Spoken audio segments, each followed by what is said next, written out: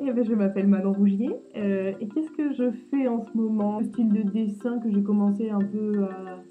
sur lequel j'ai commencé à travailler après, l'expo, et c'est-à-dire un style de dessin plus proche de la bande dessinée, quoi. Dans l'idée d'essayer de faire des petites éditions, je sais pas, essayer de trouver un espèce de truc entre la BD et le dessin contemporain. J'avais présenté, donc j'avais l'écret, donc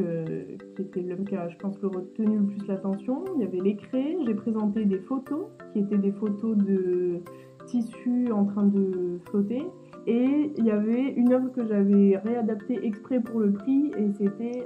une table que j'avais construite avec des dessins de machines et des maquettes qui s'appellent Dispositifs pour s'élever. Chez nos galeries, je présentais l'écrit aussi, du coup, une œuvre que j'avais déjà présentée, mais pas au prix, qui est Ce qu'il se passe à l'étage du dessus, donc une installation immersive avec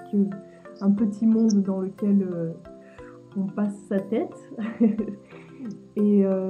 donc deux nouvelles pièces qui étaient d'un côté les dessins, donc ceux sur quoi je suis encore en train de travailler là, qui étaient des dessins qui étaient à la fois une espèce de prise de recul sur ce que j'étais en train de faire, une construction, et en même temps, ouais, un truc qui soit un peu entre les deux, quoi, semi, avec des genres comme des temps d'arrêt des moments de la construction du bateau, qui était la dernière pièce, la nouvelle du coup que j'ai fait pour l'expo. J'ai eu l'occasion de faire pas mal d'expositions, mais beaucoup des expositions collectives, tu vois, parce que tu travailles pas mal en groupe, et puis même en termes de moyens, t'as pas souvent la possibilité de faire une expo solo, quoi, et surtout dans une galerie. Donc là, c'était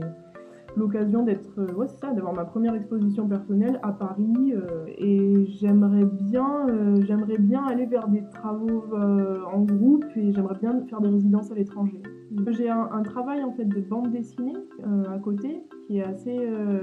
important parce que je le fais assez régulièrement, mais qui jusqu'à maintenant que j'ai toujours pas mal séparé en fait, si tu veux. J'ai toujours gardé mon travail de plasticienne d'un côté et mon travail d'auteur de bande dessinée de l'autre. Et là, je me pose la question de comment les faire plus se croiser en fait, ces deux pratiques. Donc